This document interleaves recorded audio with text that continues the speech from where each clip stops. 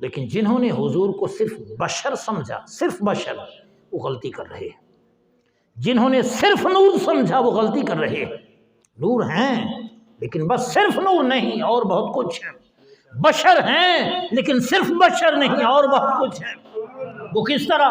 جب حضور دنیا سے اوپر تشریف لے گئے، جہاں عالم بشریت بستی ہے، حضور آگے گئے، بشریت پیچھے رہی، تو جنہوں نے بشر کہا وہ حیران ہو گئے کہ ہم تو آگے جا نہیں سکتے، حضور آگے تشریف لے گئے۔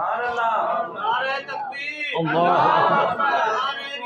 یا رسول اللہ۔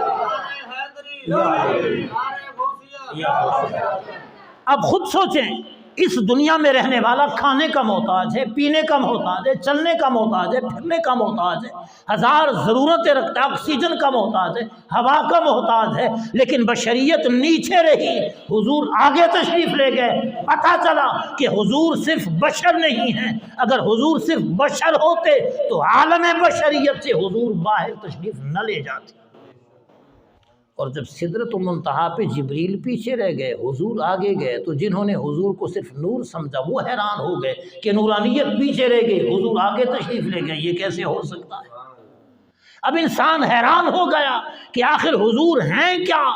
جب بشریت سے نکلے تو بشریت پیچھے رہی، عالم نورانیت سے نکلے، عالم نورانیت پیچھے رہی۔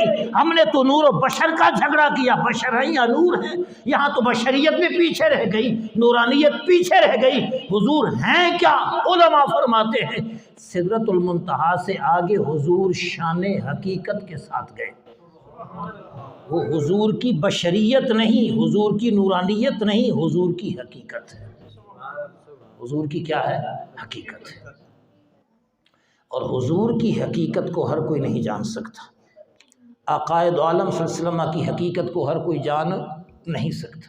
میرے آقا نے صدیق اکبر سے فرمایا، کس سے فرمایا؟ حضرت صدیق اکبر سے فرمایا رضی اللہ عنہ، فرمایا یا ابا بکر لم یعرف حقیقتی سوا ربی، اے ابو بکر میری حقیقت کو میرے رب کے سوا کسی نے جانا ہی نہیں، میری حقیقت کو میرے رب کے سوا کسی نے جانا۔